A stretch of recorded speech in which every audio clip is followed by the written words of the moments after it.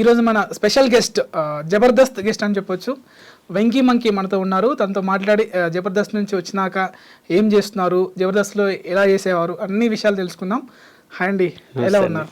నమస్తే, బాగున్నారా? బాగున్నాను. ఐ డ్రీమ్ ప్రేక్షకులందరికీ నా యొక్క నమస్కారాలు. ఓకే, అసలు స్టార్టింగ్ అంటే మీకు అన్ని ఇంటర్వ్యూలో చెప్పింటారు మీరు ఎక్కడి నుంచి వచ్చారు ఏంటి, జస్ట్ బ్రీఫ్గా చెప్పుకుంటూ అసలు వెంకీ మంకీ మీకు పేరు ఎలా వచ్చింది?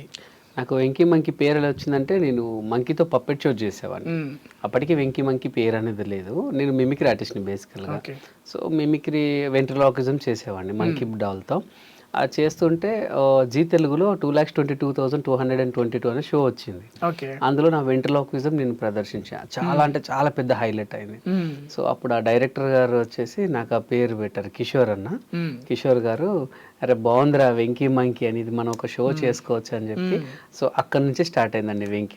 జనరల్ గా మేము ఏమనుకుంటామంటే చెల్లాకి చంటి అంటే ఇట్లా రైమింగ్ కోసం ఏమో అంటారు కదా అనేసి వెంకీ మంకీ కలిసింది ఏమనుకున్నా. లేదండి, జబర్దస్త్ రాక ఒక 5 years బ్యాక్ ముందు నుంచే, సారీ 5 years ముందు నుంచి నా పేరు వెంకీ మంకీ. అప్పటి నుంచి జబర్దస్త్ లోకి ఎలా వచ్చారు అంటే వెంకీ విత్ మంకీ అని ఉండేది, వెంకీ విత్ మంకీ అని ఉండేది. తర్వాత మన వాళ్ళు నితిన్ అన్న, భరత్ అన్న, అరే నీ పేరు వెంకీ విత్ మంకీ కదరా, సో వెంకీ మంకీస్ అని పెట్టేద్దాం రా, నితిన్ అన్న, భరత్ అన్న నామకరణం చేశారండి. సో వెంకీ మంకీగా ఇలా కొనసాగుతుంది. చాలా మాట్లాడుకునే ఉన్నాయి. మీరు ఫోక్ సాంగ్ చేస్తున్నారు, మిలియన్స్ లో ఉన్నాయి. వెబ్ సిరీస్, ఇందాక వెబ్ సిరీస్ కూడా చూసాను మీది, చాలా బాగుంది, బావ బొమ్మర్ది అనేసి. Thank you.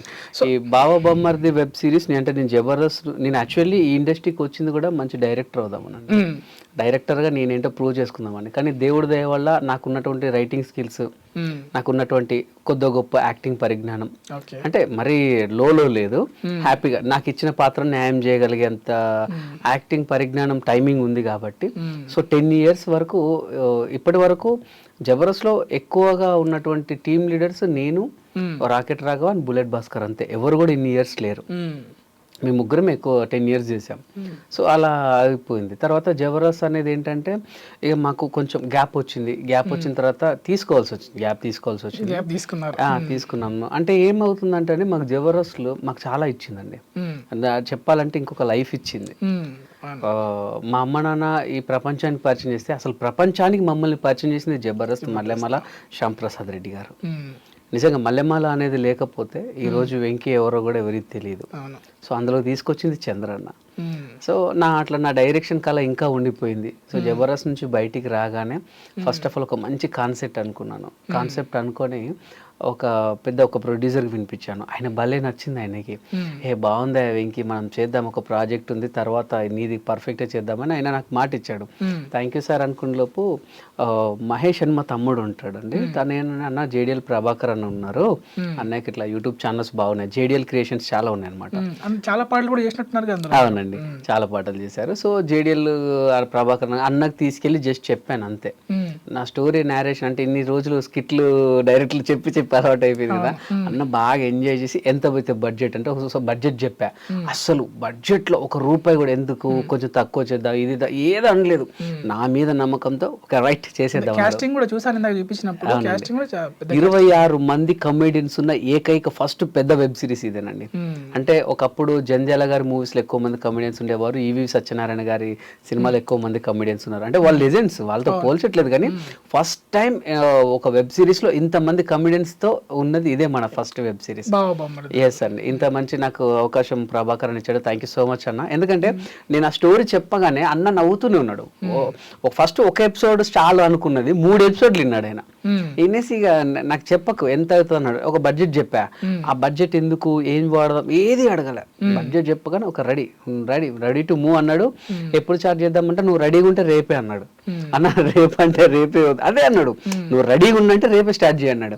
అన్న రేపంటే రేపే వద్దే, దానికి కొంచెం నాకు టైం ఉంటుంది అని చెప్పి కరెక్ట్ 1 week స్టార్ట్ చేశాను. స్టార్ట్ చేసి ఎంత ఫాస్ట్ మేకింగ్ అంటే మా డిఓపి సాయి కానివ్వండి, నేను కానివ్వండి, ఈవెన్ నాకున్నటువంటి టీం అందరు కూడా వెల్ నోన్ ఆర్టిస్ట్లే.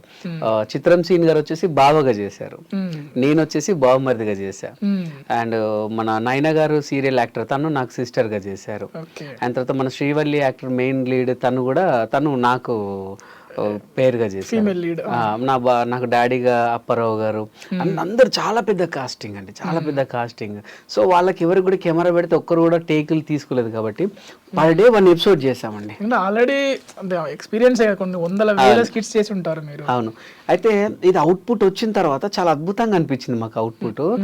అన్న మ్యూజిక్ దగ్గర కాంప్రమైజ్ కావద్దంటే నువ్వు ఎవరైతే బాగుంటావు అని అనుకుంటే నా ఫేవరెట్ సాంగ్ ఏమున్నవే పిల్ల ఏమున్నవే సాంగ్ ఉంది కదండి, ఆ మ్యూజిక్ డైరెక్టర్ పిఆర్ అయితే బెటర్ ఏమో అన్నా అని ఒక రాయి వేసా. ప్రభాకరన్ కనిచేసి అన్నాడు. సో ఒక పెద్ద మ్యూజిక్ డైరెక్టర్ని మన వెబ్ సిరీస్కి మ్యూజిక్కి పెట్టుకున్నాం. అన్ని కలిసి వచ్చాయి. అంటే మెయిన్ మా ప్రొడ్యూసర్ గారి. సో ఇప్పుడు మీరు డైరెక్షన్ చేసే అవకాశానికి అన్న ముందు జబర్దస్త్ ఇచ్చింది అన్నారు. అవునండి, జబర్దస్త్ లో ఎలా వచ్చారు మీరు? నేను జబర్దస్త్ లో చాలా చోట్ల చెప్పానండి, ఇప్పటికి చెప్తున్నాను. ఏంటంటే నాకు చంద్రన్న, ఆయన లేనిది అసలు వెంకీ అనేవాడు లేడు. అంటే ఒక ఈవెంట్ లో నా మిమిక్రీ చూసి నా నెంబర్ తీసుకున్నాడు. నా నెంబర్ తీసుకున్నాక అన్న నేను వెళ్ళాక కాల్ చేస్తాను నీకు అని చెప్పేసి వెళ్ళిపోయాడు మా గురువు గారు. తర్వాత ఒక 1 వీక్ 10 డేస్ అయినా రాలేదు కాలు. తర్వాత ఒక 10 డేస్ తర్వాత కాల్ వచ్చింది. ఎక్కడున్నారా అన్నాడు. అన్న నేనంటే ఒకసారి ఇంటికి రా మణికొండకు అని చెప్పేశాడు. కానీ ఆనందానికి వదులులేవు. అప్పుడే ట్రైన్ ఎక్కేసి సికింద్రాబాద్ లో దిగి అక్కడి నుంచి మణికొండకు వచ్చి అన్న కరెక్ట్ 9:30 ఉండమంటే 12:30 ఏంట్రా నువ్వు ఫస్ట్ రోజే ఇలా నరా అన్న సారీ అన్న తప్పైందన్న అంటే మా ఫస్ట్ స్కిట్ రాముల. ఆ రాముల స్కిట్ లో నేను అంటే లేడీ రింగ్ కావాలి రాజు రింగ్ అన్నది lady getup. First Jabardasth entry lady getup. అప్పుడు ఆ స్కిట్ చేశాక అందరు క్లాప్స్. అది ఫస్ట్ స్కిట్ విన్నింగ్ మీద మేము ఫస్ట్ సంజీవ్ గారు ఉండే దాని డైరెక్టర్. రాగానే వచ్చి అరే రచ్చరవి గాడు వెంకీ గాడు మీరు ముగ్గురు సూపరు, మీరు ముగ్గురు చేసేయండి అన్నాడు ఆయన. అవునా సార్ అంటే వీళ్ళు ముగ్గురు వీడు బాగా చేస్తారు అంటే ఆయన తమిళ్ మీకు తెలుసు కదా సంజీవ్ గారు చాలా పెద్ద డైరెక్టర్. ఒకప్పుడు డి ఆయనే అదుర్స్ అయినా ఇవన్నీ కూడాను.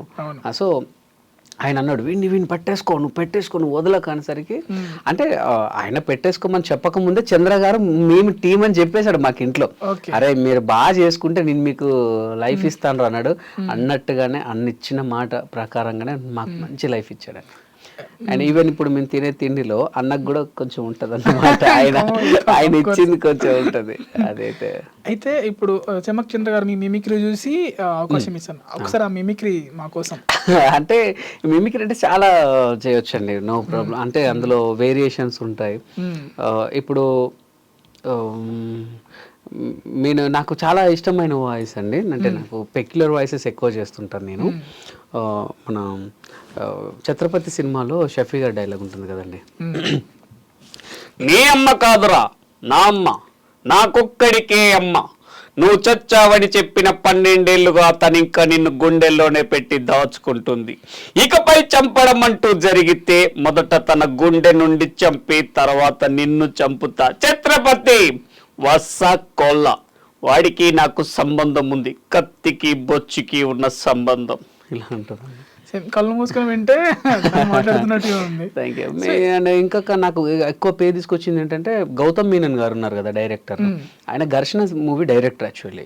ఆయన నేను వెంకటేష్ గారి ఫ్యాన్ అండి మెయిన్. అంటే నాకు చిరంజీవి గారు అంటే ప్రాణం, తర్వాత వెంకటేష్ గారి స్టైల్ ఇష్టం, ఇక నాకు గోపిచంద్ గారు అంటే ఇక కోసుకుంటాను అనమాట. సో వీళ్ళు ముగ్గురిని నేను చాలా అంటే చాలా అభిమానిస్తాను. గోపిచంద్ గారు అయినా సరే, వెంకటేష్ బాబు గారు అయినా సరే, చిరంజీవి గారు అయినా సరే, ముగ్గురు అంటే నేను కోసుకుంటాను అనమాట. సో ఈయన అందులో ఘర్షణ మూవీలో సలీం పండా ఉంటాడు కదా, సలీం పండాకి గౌతమ్ మీనన్ గారు డబ్బింగ్ చెప్పారు. అది చాలా మందితో చెప్పించి ఎవరికి సెట్ అవ్వలేదని ఆయనే చెప్పారు అనమాట. ఆ సీన్లో ఒక చిన్న సీన్ ఉంటుంది. రేయ్ డీసీపీ రామచంద్ర, నేను నా కళ్ళ ముందే నా అన్నని చంపావు, ఇంతకింత అనుభవిస్తావు డీసీపీ. చూసావు కదా నీ ఫ్రెండ్ చచ్చిపోయి శవమై ఉన్నాడు. నెక్స్ట్ నీ టీంలో ప్రతి ఒక్కరిని చంపుతా. తర్వాత నీ పక్కనుందే బ్లూ డ్రెస్ నీలాపాకి, దాన్ని చంపుతా. చెత్తనా కొడుక ఎక్కడున్నారా? రే ఎక్కడుంటే ఏంది బే, నేనే నీ దగ్గరకు వస్తున్నా. డీసీపీ నువ్వు మగాడి అయితే ఇంట్లోనే ఉండు, ఇప్పుడే వచ్చి తెలుసుకుందాం. ఇలా ఉంటుంది. సో అట్లా ఆ పెక్యులర్ వాయిస్ తీసుకున్నాను. సో అంటే ఎప్పటి నుంచి ఇంట్రెస్ట్ మీకు అది మిమిక్రీ అనేది? నేను ఇంటర్ నుండి అండి. ఇది మిమిక్రీ అని తెలియనప్పటి నుండి, అంటే స్కూల్ నుంచే స్టార్ట్ అయింది. అప్పుడు టీచర్స్ అనుకరించేవాడిని. ఇది మిమిక్రీ అని తెలియదు నాకు, ఆ ఇమిటేషన్ అని కూడా తెలియదు. జస్ట్ సారా లెక్క మాట్లాడతా అనేది తెలీదు. మాది యాక్చువల్లీ మాది వరంగల్ డిస్టిక్ చిట్యాల మండల్ వెలంపల్లి, ఇప్పుడు టేక్మట్ల మండల్ అయింది. మా నాన్నకు జాబ్ వచ్చేసరికి మందమరికి షిఫ్ట్ అయిపోయాం. నేను పుట్టి పెరిగిందంతా మందమరినే. ఓకే. ఇప్పుడు నాన్న రిటైర్మెంట్ అయితే మళ్ళీ బ్యాక్ టు వరంగల్ వచ్చేసాను. కానీ కాకపోతే నేను పుట్టి పెరిగింది అంతా మందమరినే. నా స్టడీ ఇంటర్ వరకు అక్కడే. సో మా మందమరిలో డాన్సర్స్ ఎక్కువ, సింగర్స్ ఎక్కువ, కళాకారులు ఎక్కువ. బట్ మిమిక్రీ నేను ఒక్కడిని ఫస్ట్. సో అందుకని నా ముందు ఎవరు లేరు కాబట్టి నాకు తెలియదు అది మిమిక్రీ అని. అదే దానికి మిమిక్రీ అని పేరు ఉంటుంది కదా, తెలియదండి. నేను ఇంటర్లో ఒక స్టేజ్ షో ఇచ్చేంత వరకు నాకు తెలియదు అది మిమిక్రీ అంటారని. ఇప్పుడు చిరంజీవి గారి లెక్క మాట్లాడితే ఎట్లుంటది అంటే, ఇప్పుడు నాగార్జున గారి లెక్క మాట్లాడితే ఎట్లుంటది అంటే అని చెప్పేటోని. చిరంజీవి గారి డైలాగ్ అండి. ఓకే, నేను ఫస్ట్ ట్రై చేసిన వాయిస్, షౌక తాలిక తప్పు నా వైపు ఉంది కాబట్టి తల దించుకుని వెళ్తున్నా, అదే తప్పు నీ వైపు ఉంటే ఆ తల తీసుకెళ్ళవాడిని. వీరశంకర్ రెడ్డి మొక్కే కళాన్ని పీకేస్తే పీక కోస్తా. సూపర్. సో అప్పుడు ఇంద్ర సినిమా చాలా ఫేమస్. సో అది బాగా ఇమిటేషన్ చేశాను.